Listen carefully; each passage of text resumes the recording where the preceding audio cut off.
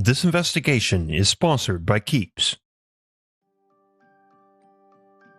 In 1935, reclined on the daybed of his dimly lit office, an unassuming clairvoyant speaking from a trance warned of catastrophic events brewing in Europe.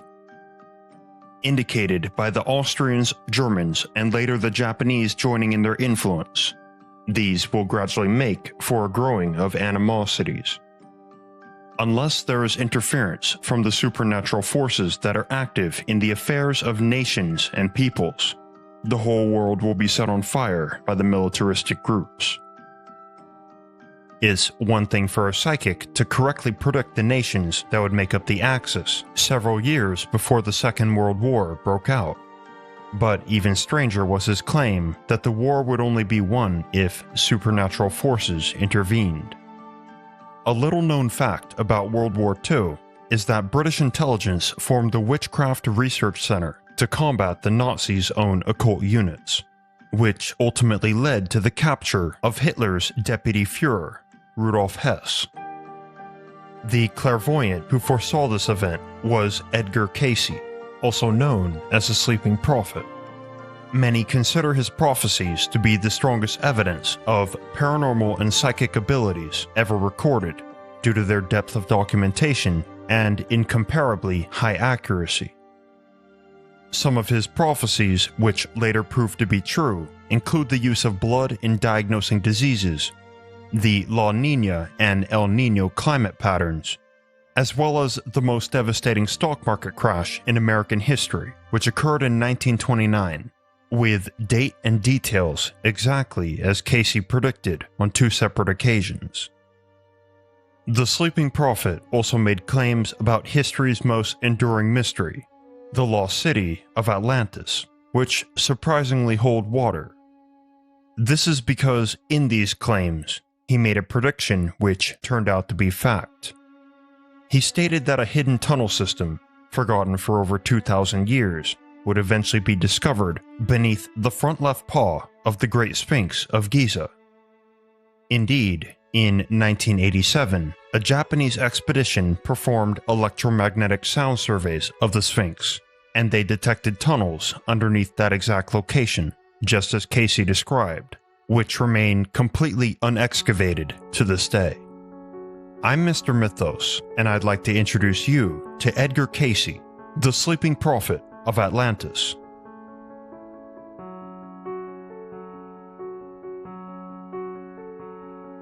Edgar Cayce was born in 1877 into a humble Christian home in Kentucky. As a boy, he reported speaking to his deceased grandfather, as well as playing with little people in the forest. And later, while studying the Bible in a woodland hut, a winged woman appeared to him and asked him what he wanted more than anything in the world. He responded that he wanted to help others, and in particular, sick children. This same entity would later reappear as Cayce was failing in school. His father struck him off of his chair as Cayce struggled to spell. In a daze, he heard the winged woman's voice tell him that they could help if only he just slept a bit. Cayce begged his father for rest, put his head on his spelling book, and when he woke up, the boy knew every answer and could recite every word. But more than this inexplicable gift of memorization, which he used to become top of his class, he soon discovered that he could help people suffering from ailments. And not long after, he began to predict the future. As an adult, this seer acquired the nickname the Sleeping Prophet because of his peculiar technique. In order to channel his higher self into a trance-like state, he would loosen his tie, kick off his shoes, then lay down on his daybed and promptly fall asleep. His wife recorded his words during these trances. As fame spread of Cayce's power, tens of thousands of people sought his help, including the iconic inventor Thomas Edison, the magician Harry Houdini, and even the then President of the United States, Woodrow Wilson. Perhaps the most clear evidence that Cayce was not a charlatan was the fact that he refused to charge for his readings. he helped those in need for free, making his living as a local photographer. In all, 14,306 psychic readings were fully documented, 132 of which regarded the treatment of hair loss, which many of Edgar Cayce's patients suffered. Edgar Cayce's most famous prophecy came to him while he slept in his office, surrounded by his loved ones. To the shock of all, he began madly whispering predictions about a mystery as old as time itself. For literally thousands of years, explorers have sought the lost city of Atlantis, speculating on its culture, technology, and what truly became of the Atlantean people. The traditional narrative is that a flood swept the nation to sea, destroying everything in its wake and drowning the city's entire populace. In reality, however, rarely does a natural disaster kill everyone in the location it strikes. Even the most severe disasters usually have survivors. For instance, some even survived Mount Vesuvius's eruption at Pompeii. Logic then dictates that there must have been at least one survivor of Atlantis. Cayce, from his daybed, claimed that there were many.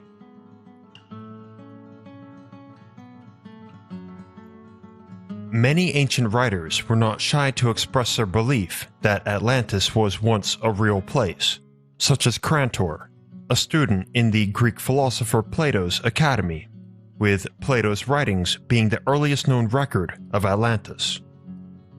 Atlantis also featured in the writings of the biographer Plutarch, who wrote that the Athenian lawmaker and poet Solon had learned the story of Atlantis from the Egyptians, who apparently knew Atlantis very well. Edgar Cayce also believed a strong connection existed between the Atlanteans and the Egyptians. In his most famous reading, Cayce claimed that Atlantis was destroyed in a final catastrophic event around 10,000 BC, and that through superior technology, the Atlanteans learned of their city's imminent destruction and hid their secrets in a grand library located underneath the Sphinx. Cayce provided many details of Atlantis in its prime, too, describing it not as a Bronze Age civilization, but instead a technologically and scientifically advanced society, complete with submarines, electromagnetic aircraft, elevators, air balloons, a broadcasting system, and electricity powered by giant crystals. Cayce termed Atlantean civilization the Golden Age. Perhaps most strangely, he claimed that those who lived in Atlantis, while human, were able to live extremely long lives, some for as long as 10,000 years, through a sophisticated Atlantean rejuvenation process used to restore one's youth over and over. This required the use of a specific crystal, the Tuaui stone, which Cayce described as a six-sided cylindrical quartz, which used a type of ultraviolet light to power it. Interestingly, this sounds similar to the workings of a modern-day laser beam. So, what actually became of Atlantis? To begin, we should take a look at the more pragmatic possibilities. An interesting fact of history is that the ancient Greeks documented a vast number of so-called ghost islands. These islands varied in characteristics. Some were hot, some were cold, some rich with fauna, while others were utterly deserted. Only one theme remains common among them. All of these places seem to have disappeared. At this point, we must seriously ask ourselves, why would the ancient Greeks falsely record so many islands? The only sensible conclusion is that these islands indeed existed, but were ultimately destroyed by natural disasters. Historians and academics generally attribute Atlantis' disappearance, if it truly existed, to volcanic eruption, earthquakes, and tsunamis. And in Plato's accounts, he describes Atlantis as being very mountainous, which fits the idea of it being a volcanic island. The Sleeping Prophet, however, claimed otherwise. As opposed to being destroyed naturally, Edgar Cayce stated that in its final days, two rival parties fought for control over Atlantis. The children of the Law of One, who wanted to return to spiritual attunement with nature, and the sons of Belial, who aimed to exploit natural resources for material gain. This conflict ultimately ended in the obliteration of their entire civilization in a series of mega explosions, possibly a nuclear war. Prior to the final sinking, however, Cayce said that a mass exodus of Atlanteans occurred, and in particular, their historians fled to Egypt, with whom they were close. The Atlanteans who survived vowed one day to return, to restore the glory of Atlantis when the world was once again ready. And to ensure they indeed could, they hid their secrets and most precious treasures and technology, including the Tuaui stone, inside the Hall of Records, a hidden chamber deep beneath the sands of Egypt.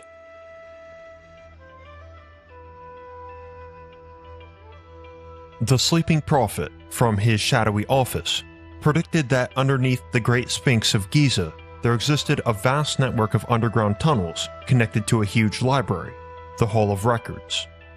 Cayce pinpointed the library's exact location, claiming that it was hidden underneath the paws of the Sphinx. And stored inside of it was Atlantean knowledge of astronomy, magic, medicine, alchemy, mathematics, and religion. This mysterious subterranean vault may actually be connected to Hermes Trismegistus, an ancient Egyptian prophet who possibly lived 4,000 to 6,000 years ago, and was a supposed holder of the Philosopher's Stone.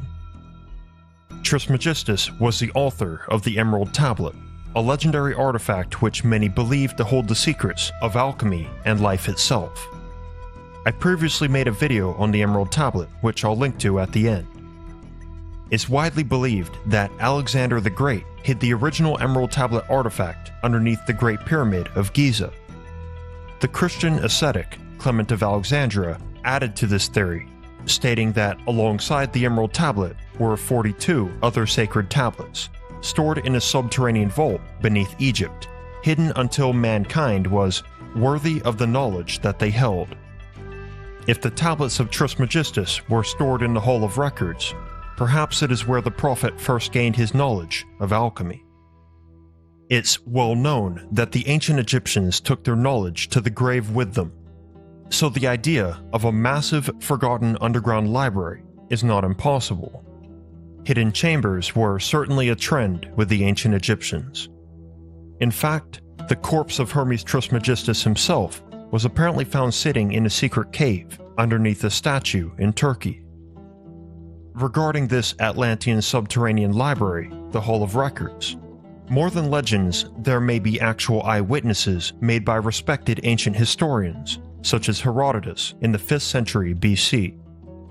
This I have actually seen, a work beyond words. For if anyone put together the buildings of the Greeks, they would seem lesser in both effort and expense to this labyrinth. Even the pyramids are beyond words, and each was equal to many and mighty works of the Greeks. Yet the labyrinth surpasses even the pyramids. What's truly shocking about this account is that Herodotus regarded the labyrinth as more marvelous than the pyramids, which is quite the statement, considering the Great Pyramids of Gizeh were one of the 7 wonders of the ancient world. In the 4th century AD, the Arab philosopher Iamblichus recorded widespread Egyptian belief that there was an entrance to a hidden, revered chamber beneath the Sphinx. This entrance, obstructed in our day by sands and rubbish, may still be traced between the forelegs of the crouched colossus. It was formerly guarded by a bronze gate whose secret spring could be operated only by the Magi.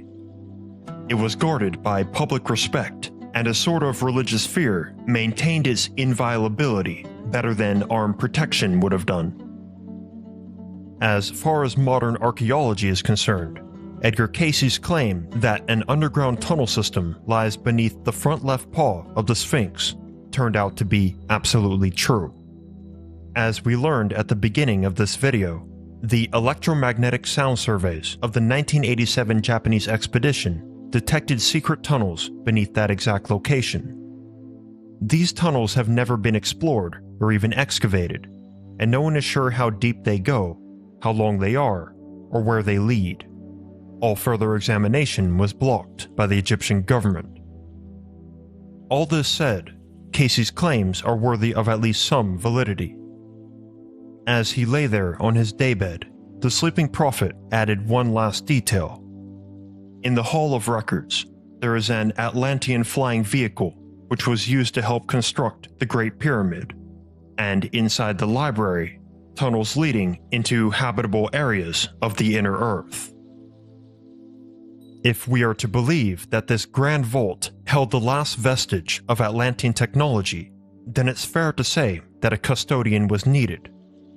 After all, why would this magnificent civilization, whose people could live for over 10,000 years, allow their secrets to rot away?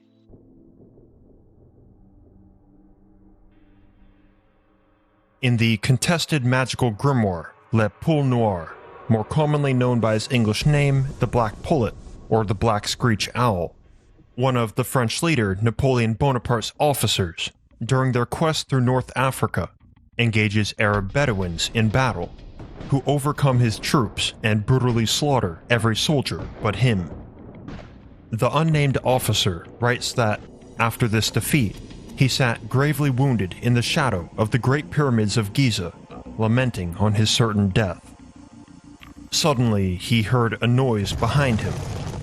A single stone had been rolled aside, and from a hole underneath emerged an old hermit, who carried the injured man inside. Using magic and tinctures, the hermit managed to nurse the officer back to health. In Le Poule Noir, the officer writes of the magic spells taught to him by the hermit within the subterranean apartment located underneath the pyramid. There he was taught the secrets of the ancient Egyptians. Connected to the hermit's apartment, there were supposedly endless galleries, vast halls, banquet rooms, and chambers filled to the ceiling with treasure, as well as a magnificent library. Is it possible that this elderly underground-dwelling hermit was the Hall of Records custodian, the caretaker to the secrets of the Egyptians, to the technology of the Atlanteans? And if so, is he still there today?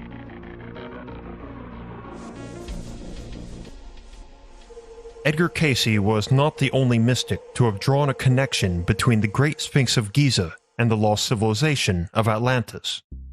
This belief was also shared by the French occultist Alexandre Saint-Yves, famous for his theories on Agartha, the subterranean network of inner Earth, which fans of my channel probably know very well by now. In the 19th century, Saint-Yves put forth the claim that not only was the Sphinx built by escapees of the destruction of Atlantis, but that it was constructed around 12,000 BC, many thousands of years prior to the accepted dating in mainstream Egyptology. 50 years after the death of Saint-Yves, the Egyptologist and fellow French occultist R.A. Schwaller furthered this idea by introducing the controversial archaeological theory of water erosion. After living in Egypt for 12 years and carefully investigating the Sphinx, Schwaller concluded that the Sphinx's body had visibly been eroded by floods, which indicated that it was far, far older than the pyramids it neighbored. Schwaller and a growing number of modern Egyptologists argue that because of these visible fissures on the Sphinx's front and inside its enclosure, the accepted age of the Sphinx, and thus our understanding of the ancient Egyptian timeline, may be completely wrong.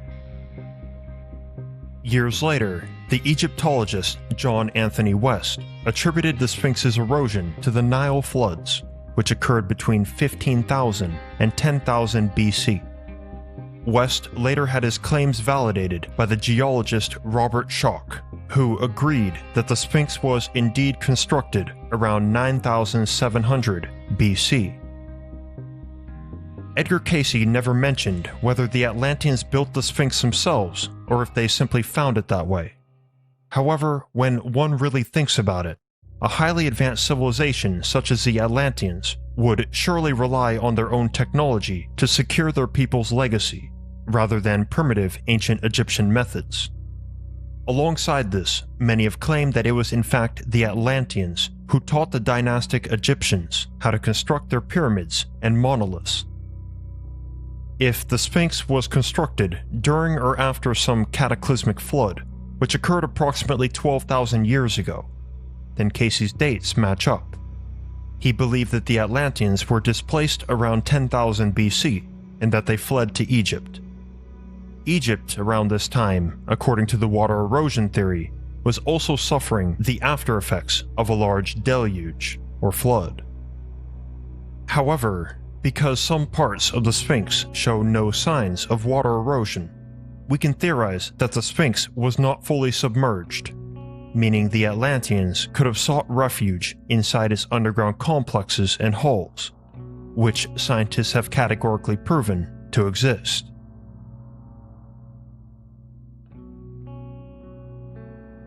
In our modern world, the occult is often mocked and ridiculed, and out of all the esoteric practices, the most denigrated is undoubtedly Cayce's art, clairvoyance.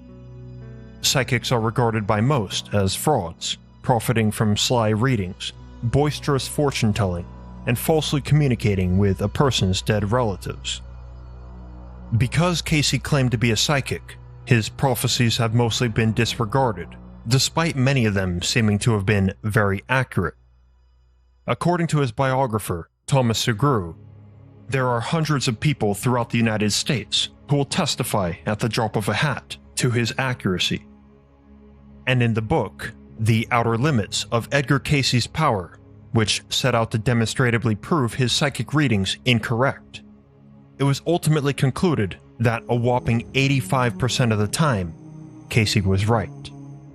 This clearly indicates some kind of supernatural foresight, or at the very least, an ability to make astoundingly accurate predictions.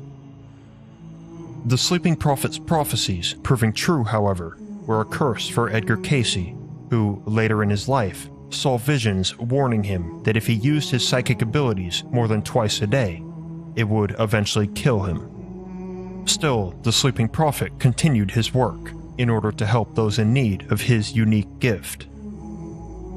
His request pile was ever growing, and at the age of 67, Cayce was performing nearly 8 readings a day. And as he did so, his friends and family watched the man they loved waste away. On the 1st of January 1945, Cayce predicted that he would be buried in 4 more days. On January 3rd, he had died.